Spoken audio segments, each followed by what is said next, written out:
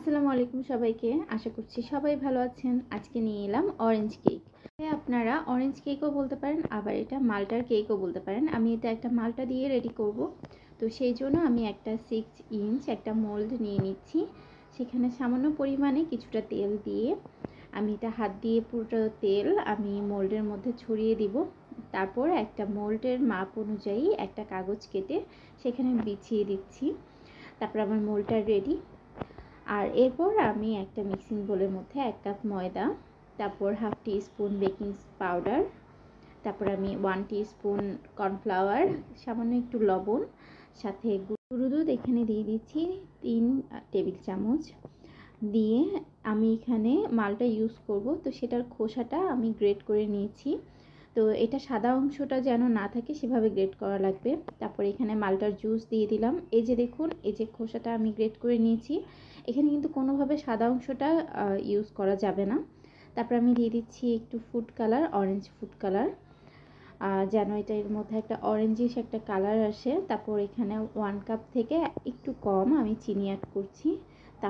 তারপর আমি 1 কাপ ময়দার জন্য আমি এখানে 1 কাপ পরিমাণে আমি তেল দিয়ে দিচ্ছি। এটা সয়াবিন তেল, এটা দিয়ে দিচ্ছি। দেওয়ার পর তারপর আমি সামান্য একটু পানি দিয়ে এটা একটু মিক্সড করে নিব। এই মিশ্রণটা একটু এরকম হবে, ঠিক হবে এরকম। তো এটা করার পর এটা একপাশে রেখে দিব। তারপরে একটা বোলের মধ্যে আমি ডিম নিয়ে নিচ্ছি, কুসুম ছাড়া।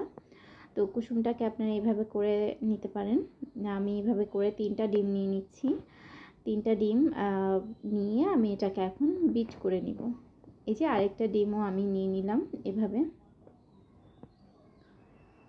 তো এটা এই যে কুসুমটা আলাদা করে ফেলছি।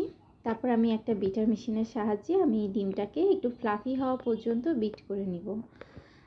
একটু সময় নিতে হবে, এখানে প্রায় 1 থেকে 2 মিনিটের মতো সময় লাগবে। এইরকম টাইম একটু আমি মিডিয়াম থেকে হাই স্পিডে আমি বিটারের সাহায্যে আমি এটা বিট করে নিব। বিট করার পর এটা যখন একটু ফ্লাফি হয়ে আসবে তখন আমি এখানে একটা একটা করে কুসুম অ্যাড করব। কুসুম অ্যাড করে আবার বিট করতে থাকবো। এই যে একটা একটা করে কুসুম দিয়ে দিচ্ছি। দিয়ে আমি কুসুমটাকে এই ডিমের সাথে বিট করে নিচ্ছি। মিশ্রণটা যখন একটু ফ্লাফি এবং থিক হয়ে আসবে তখন সেটাকে আমি এই কেকের ব্যাটারের সাথে মিক্স করে দিব। খুবই আলতো হাতে করা লাগবে মিক্সটা। এটা যেন কোনোভাবেই ওভার মিক্স না হয়, তাহলে কিন্তু কেকটা ফুলবে না, সফট হবে না। তো এটা এইভাবে করে অ্যান্টি ক্লকওয়াইজ আমি এটা মিক্সড করে নিচ্ছি। এই যে দেখুন, ফুড কালার দেওয়াতে এটা খুব সুন্দর একটা অরেঞ্জিশ একটা কালার এসেছে। তারপর আমি এই মিশ্রণটি প্যানের মধ্যে দিয়ে দিচ্ছি। প্যানের মধ্যে পুরোটা ঢেলে দিব। তারপর এইভাবে করে কয়েকটা ট্যাপ দেওয়া লাগবে যেন এখানের মধ্যে যে বাতাসটা থাকে সেটা বের হয়ে যায়।